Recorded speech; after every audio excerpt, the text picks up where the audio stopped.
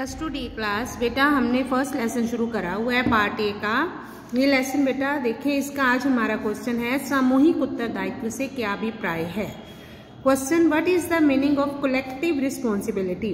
बेटे ये जो रिस्पॉन्सिबिलिटी है ये दो तरह की होती है, एक होती है कलेक्टिव, एक होती है इंडिविजुअल। सबसे पहले आज हम करने लगे हैं सामूहिक उत्तरदायित्व क्या है।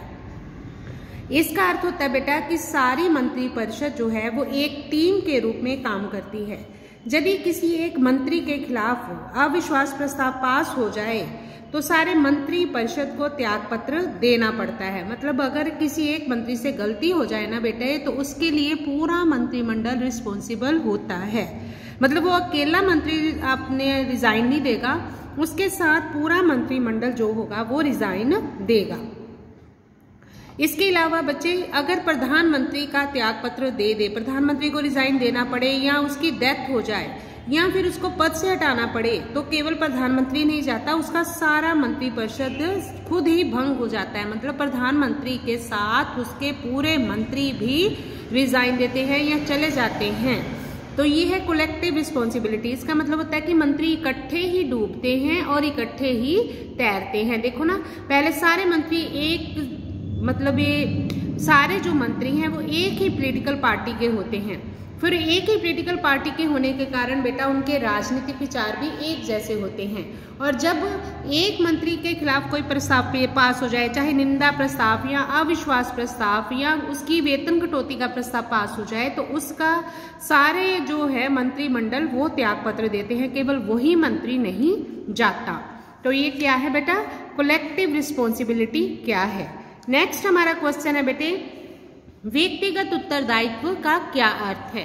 What is the meaning of individual responsibility. बेटा जो हमने किया ना अभी कलेक्टिव, ये उसके बिल्कुल ऑपोजिट है।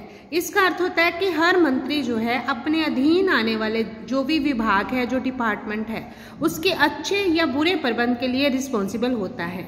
अगर सरकार के किसी विभाग में कोई घोटाला होता है तो उस विभाग का मंत्री ही उस घोटाले के लिए अन्य अधिकारी को उत्तरदायी नहीं ठहराएगा, वो खुद उसका जिम्मेवार होगा। मतलब अगर किसी मंत्री के विभाग में कोई भी गड़बड़ होती है, चाहे वो अच्छी या बुरी, तो उसके लिए सिर्फ वही मंत्री रिस्पॉन्सिबल होगा, बाकी मंत्री नहीं। तो वो उसका जिम्मेवार खुद होता है, तो सिर्फ उसे ही रिजाइन देना पड़ता है। बाकी मंत्रिमंडल कोई रिजाइन नहीं देता और बाकी मंत्रिमंडल एज इट काम करता रहता है। तो ये थी बेटा, पहले मैंने आपको बताया कलेक्टिव रिस्पॉन्सिबिलिटी। कलेक्टिव रिस्पॉन्सिबिलिटी में क्या होता है बेटे, मैंने अभी आपको बताया कि कलेक्टिव रिस्पॉन्सिबिलिटी में सारे मंत्री, एक मंत्री की गलती का नतीजा सारे मंत्री भुगतते हैं और एक मंत्री के खिलाफ अविश्वास प्रस्ताव पास हो जाए तो बाकी सभी मंत्री भी अपना रिजाइन दे देते हैं। ठीक इसी तरह से है इंडिविजुअल रिस्पॉन्सिबिलिटी। इंडिविजुअल रिस्पॉन्सिबिलिटी में क्या होता है कि अगर एक मंत्री से गलती हुई है तो सिर्फ वही रिजाइन देगा, बाकी मंत्री वैसे ही काम करेंगे जैसे वो कर रहे थे। नेक्स्ट क्वेश्चन है बेटे हमारा, संसदीय सरकार को मजबूत बनाने के क्या क्या सुझाव हैं। मीन्स कौन से ऐसे सजेशंस हैं जिनसे हम संसदीय सरकार को मजबूत बना सकते हैं। सबसे पहले क्या है, राजनीतिक दलों की जो संख्या है उसमें कमी लानी चाहिए। मैंने बोला है कि संसदीय सरकार बेटे वहां पे सफलता से काम करती है जहां पे दो पार्टियां हों, लेकिन भारत में क्या है, मल्टी पार्टी सिस्टम है, जिस वजह से इनकी संख्या में जब दलों की संख्या में कमी आ जाएगी तो फिर उस जो है संसदीय सरकार सफलता से काम करेगी। सेकंड है, एक तो वो पॉलिटिकल पार्टियां जो सांप्रदायिक है, मतलब धर्म के आधार पर बनी है और जाति के आधार पर बनी है, ऐसे दलों पर पाबंदी लगाई जानी चाहिए। तीसरा है, जनता द्वारा चुने जाने के बाद संसद के नेताओं को संविधान और अन्य कानूनों की जानकारी देनी चाहिए ताकि उन्हें पता तो हो कि उन्होंने क्या काम करना है। जब वो संसद में आते हैं उन्हें अपनी रिस्पॉन्सिबिलिटीज ही नहीं पता होती बेटा। नंबर 4 है, जिद की राजनीति का खत्म करना चाहिए। मतलब आजकल क्या होता है कि कोई भी पार्टी जो है वो सरकार के साथ इस जिद पर अड़ जाती है कि जब तक उनके विचारों को स्वीकार नहीं किया जाता, सरकार उन्हें मान नहीं लेती, तब तक वो सरकार की संसद की कार्रवाई चलने ही नहीं देंगे।